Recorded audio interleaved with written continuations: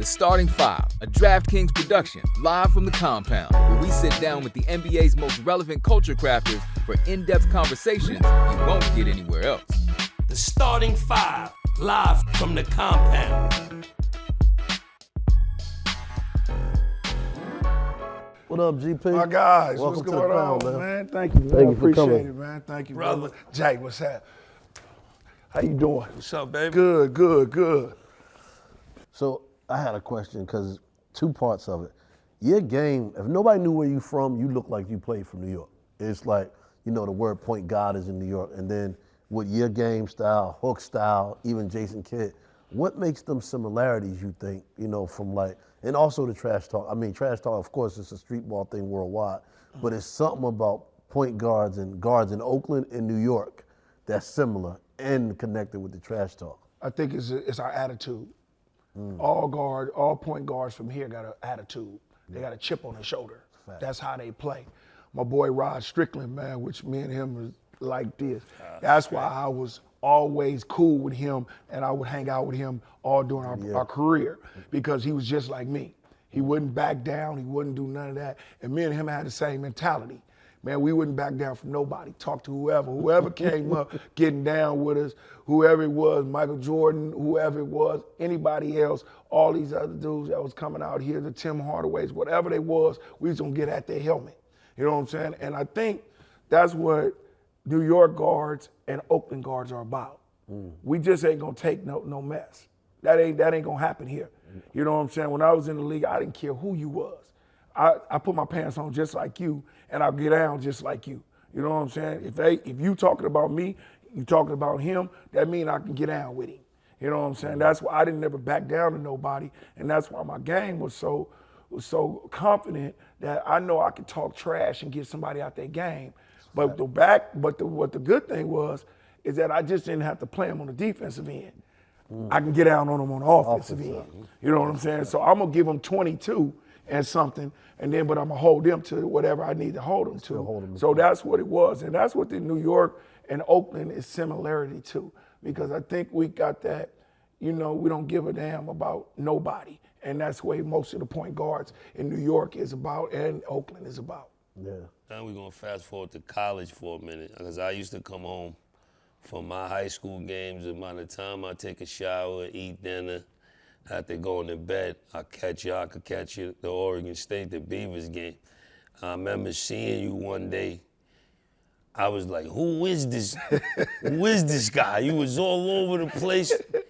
You was you just had your adrenaline and your energy was crazy than I ever seen before. I'm like, what is this Oregon State? This Who is he? Yeah, who is? Then I seen you from that one night, and then I start following you forever. It was crazy. Let's talk about college recruitment. How was it?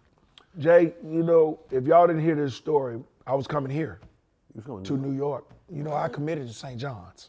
What? Oh, Yeah, wow. and Louis Conaseca, he did it at the end. You know how you go into your gyms and you was gonna announce where you go. Yeah. I was ready to do that. We was ready to come back.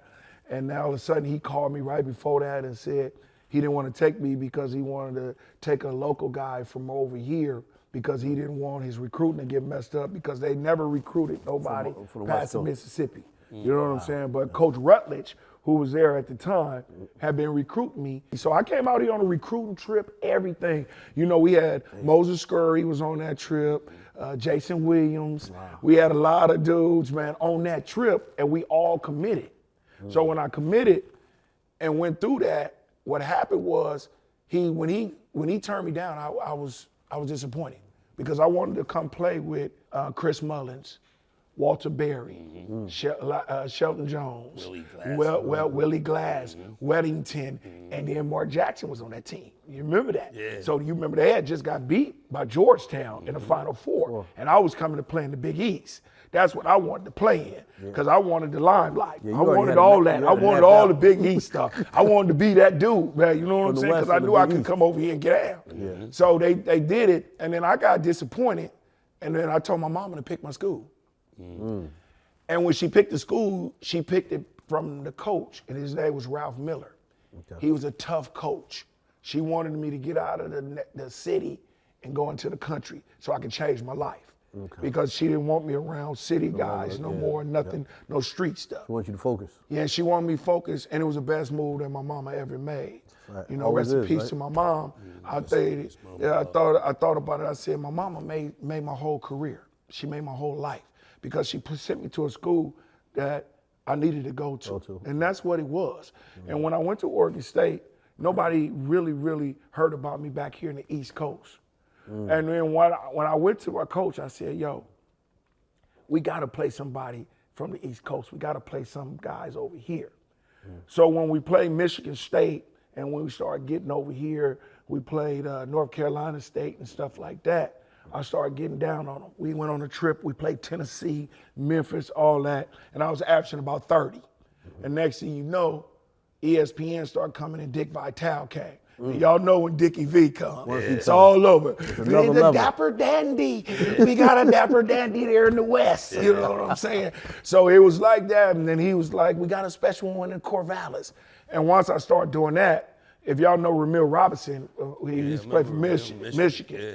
We were the two guards. And then all of a sudden, you know, Chris Jackson was at LSU.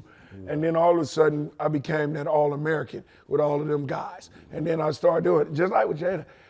When you got up, Jada, everybody was telling me that story. They was like, man, we start hearing about you, man. So we start coming up, and y'all games is late our way, so we can see y'all. And once they start putting me on ESPN, and I start showing out, it was different. You know what I'm saying? So I on ESPN, I was averaging about 35, 40. You know what I'm saying? We played Loyola Marymount with Hank Gathers and them. Yeah. I fouled out with 50. You know what I'm saying? And then Bo Kimball, he ended up with 54. You know Remember that game? I remember that game. That shit Yeah. crazy. Yeah, and we was scored about 100. We scored about 140 Just y'all some two. points. Yeah, I had half of my team points or whatever, so it was cool. And that's when I started to become who I was at Oregon State. And then what happened was we put it on the map. We put it on the map when I got on the cover of Sports Illustrated, when I became Player of the Year of Sports Illustrated. And then it all took off. It all took off. So let's go to draft night, man. We always talk to everybody because it's a special night for everybody. How was that night for you? Like, you know, and then the fun question is, where's the hat at today? Free, boy, you got some good questions there. That's some good questions. And I'm gonna be honest with you on the real. So during the time, I only worked out for two teams. I only worked out for New Jersey and Seattle. Okay. So that's only two teams. So I knew where I was gonna go. I was gonna either go one or two. Yep. You know what I'm saying? So they had already told me, and I wanted to go to Seattle because Seattle was in the Northwest. I wanted to stay in the West. I knew where I was gonna go. I was excited. You already had it planned. But all I wanted to do was hear my name. You know, you hear what they're gonna do, but you don't know what's gonna happen. You don't know how it's gonna feel either. You don't know how it's gonna feel because you're gonna turn from a thousandaire to a millionaire. You know what I'm saying? So that's gonna change my whole life, and my mom and daddy and everybody, all our lives gonna change. As soon as my name was called at the second pick, when we told New Jersey that I wasn't gonna come if they picked me.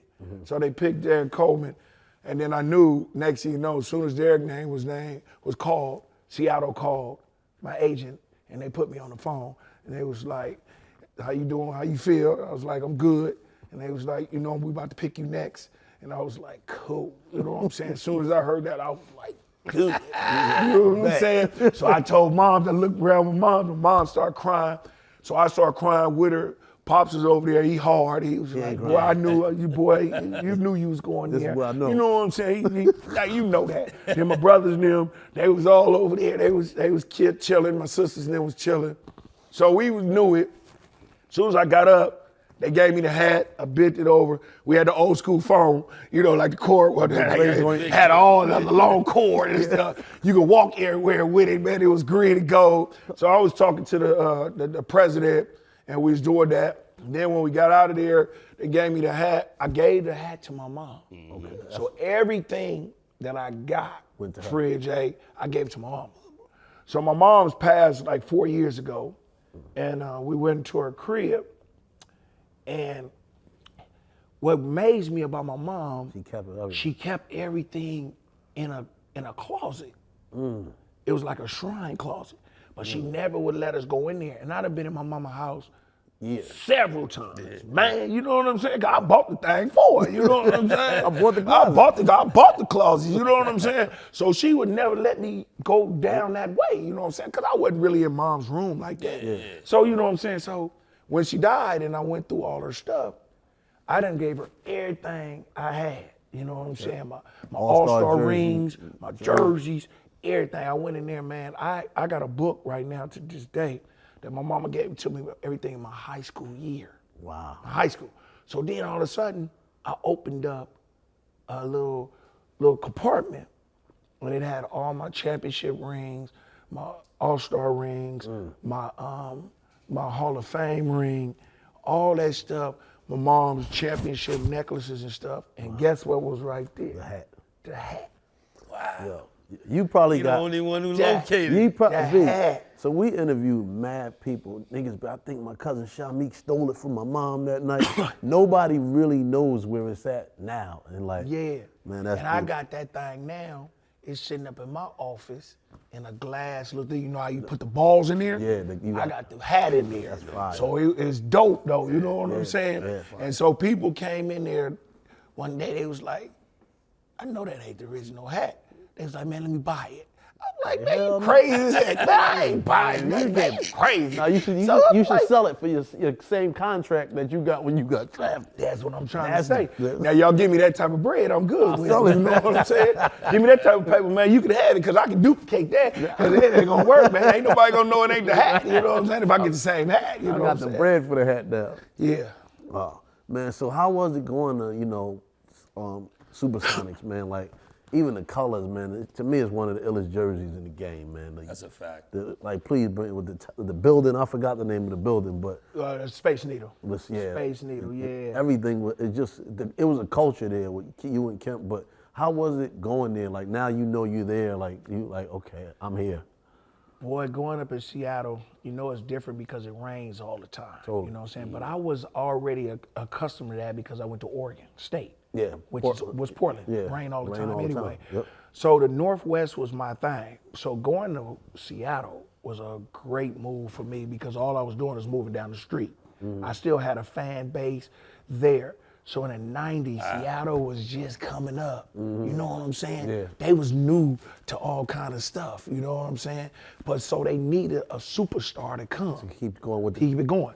And they started recruiting me and coming to all my games. They was like, we're going to get you somehow. So when they got into the lottery, I thought they were they're going to trade some guys to come to get me because I knew I wasn't going to go past 3. So guess what happened? They lucked up and got the ball out of 18%. They got the number 2 ball. Wow. Out of 18%. Yeah. So you knew it was meant to be. So when they did it and I went to Seattle, man, it was so much of a warm welcome. So I was like, this is it. This is home. This is for me. And I was only an hour and 30-minute flight away. They give me so much love there still.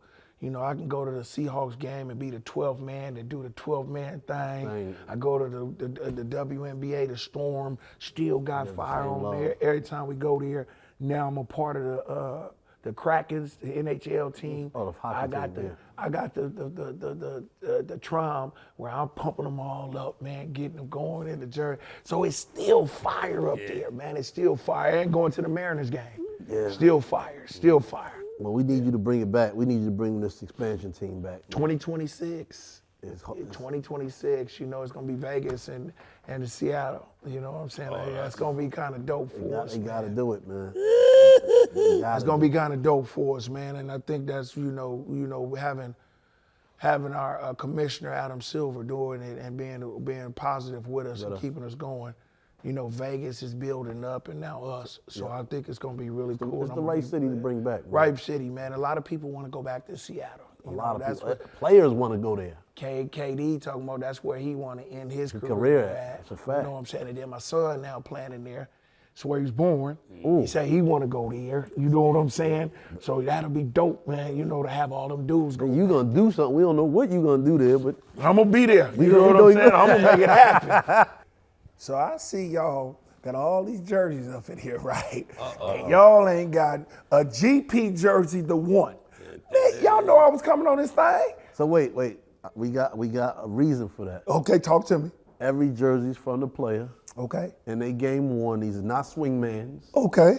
They not from. Oh, I see they signed. They signed, but they game one jerseys. Yeah, I'm gonna give y'all something tough. Right.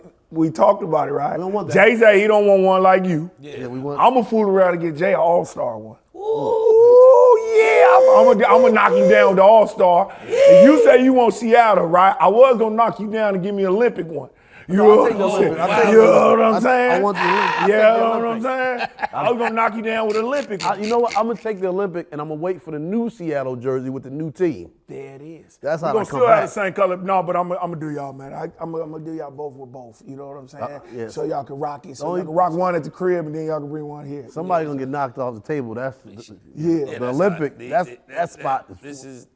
This is future Hall of Famers. Yeah. Yeah, I We think. gotta go with this is GP, man. Yeah. Garland got. He might need his own team. Garland gonna come, man. He got a lot of years ago. Yeah, he got a lot of Yeah, years. So yeah. You know, Darius these gonna do two, his this one thing. gonna be a definite. Yeah. I don't know what's gonna happen with She a B. definite. She a definite. Brianna Oh yeah, Stewart no. get She in gonna there. be nice. She gonna be in the WNBA. She good. You know what I'm saying? With Garland gonna He got a lot of time. He got a lot of time. On Brown, if he keep doing what he do, he gonna be there too. GP might need his own table. We might need a frame. We got to he figure need to something go out. up in the In the need Raptors. somewhere, Well, we yeah. got pipes. We can start hanging them now. From, Yeah, hey, that's how I got it in my thing. I got them all hanging. Oh, you got them You know, hanging. I got the whole Olympic Dream Team 2. Dream Team 2, I got them all thing where we can see it both sides. You know what I'm saying? It's kind of dope, man. I got it dope. See, we got to rearrange in here now. Yeah. So let's go into one of the questions I always think is fun, man. Is like, how was that moment for you getting a shoe with Nike and it was called the glove and it was a different style of shoe? Jay and Free, that's when I knew I made it. You know, that's when you know you make it, man. When a big time company like Nike come to you and say, yo, look here, man, we need to give you a shoe. So the game now, when you look at the game of big threes, then there was a point it was the one man, the star of the team, but you was a part of a great two-man team, man. Like, just talk about how like that dynamic of you and Kemp was, and like y'all changed a form of basketball to a certain degree, and like I still think that the guard that positioning is still there. How was that playing? Sonic Boom era. That's How what was it that for was. you? It was called a Sonic Boom. And you know what? People are talking about that Lob City up and then the Clippers. Get the hell out of here. Nigga, I was first lob. We was the first lob, all lob. Nigga, I used to throw things all up over here. That boy used to come get it. I got die. You know what I'm saying? Yes, you die. You know what I'm saying? Yeah, come on now. Y'all talk about that with Griffin and all them, man, Yeah, I and was way CP, before man. that. I was already doing that, man. I was doing that early in the 90s, man. Before that boy was even probably in diapers. You know what I'm saying? Them dudes was in diapers, man. You know what I'm saying? They was trying to look at us. You feel what I'm saying? Yep. So it ain't even about all that, man. It's like when me and Sean got together, it was already a brotherhood. You know what I'm saying? We started doing stuff from day one when I got there. We started drinking together. We started hanging out together. It was like a brotherhood. So every time we went to practice, he started talking about, yo, anytime I say, whoo, you do whatever you want. And he started saying, whoo, whoo, and I just start, bing, ba, ba, throwing it down. Then I told him, if I'm pressuring the ball up top, know I'm gonna get the steal. As soon as you see me get the steal, You run. he just starts sprinting. That's all he did. He was like, if he get in trouble and he see him turn his back to me or whatever and the ball way out here, I'm gonna take that. That's me. That's cookies. I'm taking it away from you. You know what I'm saying? And then I'm gonna go get it. And as soon as I get it, it's only gonna take me 2 dribbles. And he gonna come sprinting out of nowhere and I'm just gonna throw that thing up. I'm gonna throw it up anywhere, and he gonna go get it. You know what I'm saying? It's gonna take so me we 2 had dribbles. it. It's gonna take me 2 dribbles to get it. If I rip you at half court, boom, boom, it's over. It's funny you say that. She Wallace told me this. It was like, y'all used to want to get to a certain spot on the floor, and the less amount of dribbles to get to that spot is the goal. Right. But now It's about your like your and one stuff and all that other stuff. When Skip to My Lou and all them start doing all of that, and these kids start doing all of this, man, they're trying to get a timing in there. They don't know how to get by nobody. Me, I don't need to do blah, blah, blah, all that through my legs. I'm gonna go right at you one time, bang, and I'm gonna make you be accountable for anything you do. You know what I'm saying? I'm not gonna hit you and come back and let you recover and try to block my shot. Man, look, if you behind me, you gone. I'm killing you. You know what I'm saying? I ain't got time to be coming back to hang out with you. You know what I'm saying? I'm going to do you now. I'm gonna get out on you now. I'm gonna get there. And that's how we was. You know what I'm saying? Now it's about a show. It's a show. They want you to fall, look at you and all that. Cause if he make me fall and look at me, the next time he come down, I guarantee you I'm gonna put this elbow dead in his nose. I'm gonna break everything up in here. I'm gonna break everything in here. I swear to God, I'm gonna break everything. I'm gonna snap everything he got because you ain't gonna be on no clown mode. It ain't no clown here. You know what I'm saying? This is about real basketball. You know what I'm saying? And I'm gonna break your arm. Every time you go up, I'm gonna try to crack everything in here.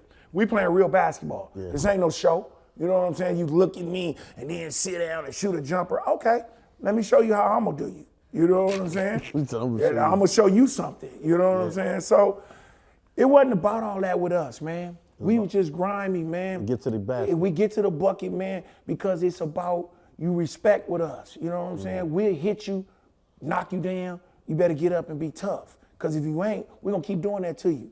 You ain't gonna come to the bucket, dunk on us, and then think that we ain't gonna knock you into the stands the next time. Nah, dude, that ain't happening over here. We ain't doing all that. That ain't no show. And I'm not going banana boating with nobody. I don't do that with no friend banana boat. Man, I ain't got time to go with you and your wife to banana boat. Me and my wife gonna be over here eating dinner. You know what I'm saying? What kind of music was you listening to? What kind of music was y'all listening to besides Short? Of course, I know you was listening to Short Dog. Jay, but what y'all was listening over to? There, over here in the East Coast, I was only listening to one dude, and that was Biggie. No doubt.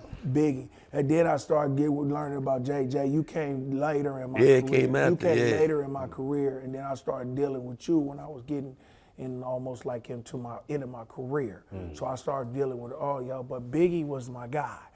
One More Chance, Hypnotized. You know, he started coming with all those videos, man. That was my guy, man. I feel like he could have been from Oakland if he wasn't from Oakland. He came to the West Coast. Big loved the West Coast. Yes. He loved it. I'm talking about he smelled like he was over there. He had a Kool-Aid. Did he ever go to Oakland though? Hell yeah. Yes, sir. Loved it. You remember him and 40 got into it. Yeah. At one time when they was in Sacramento. They booked Big. Yeah. He had beef with 40. They booked him. Yeah. Got out the limo with 40. It's sad. So yeah, it was like that though, man. But he was around our way all the time. That's why I got to get out at him because Pac was my boy. You know what I'm saying? Because he's in Oakland, he grew up with us, and he was with 40 and them all the time. You know what I'm saying? And then Digital Underground. Yeah. He was with all of them. So I was around them a lot. You know what I'm saying? So it was him, Cube, Snoop, and Short. That's what my music was when I was coming in the 90s. You know what I'm saying? And 40. But the East Coast was just basically big. Cause I was into him, man, big time, man. I was into him big time. You know what I'm saying? So this is my last one. That's fun, man. If you had to put you as a player and match it to a hip hop artist, who would your game be? I had to go with Big. You know what I'm saying? Fire. I had to go with Big. Love it. Me and Big. I thought he might have went Short. I didn't know. No, you know what? Gus Short from where I'm from, and we grew up together. I would have had to go with Big, you know what I'm saying? But me and Short, that would have been we'd have been too tough, man. You know what I'm saying? That's just too tough, man. That ain't fair, man. That ain't fair, man. From the old. Big your 75th, Short your Hall of Fame. Yes, sir. There you go. You know, Short my Hall of Fame, Big my top 75. You know what I'm saying? I'm gonna get out like that. We'll take it there. And then if we want to do it collaborated, I'm gonna get for 40 to be on my back, man. Now 40 your All-Star career. Yeah, he's an All-Star guy. You know, there you go for you breaking it down for me. That's how you gotta look at it. You know, 40 my All-Star guy. Then I gotta get Short with my Hall of Fame, and then Big 75. Top 75. That's it. Yeah. That's fire. The starting five.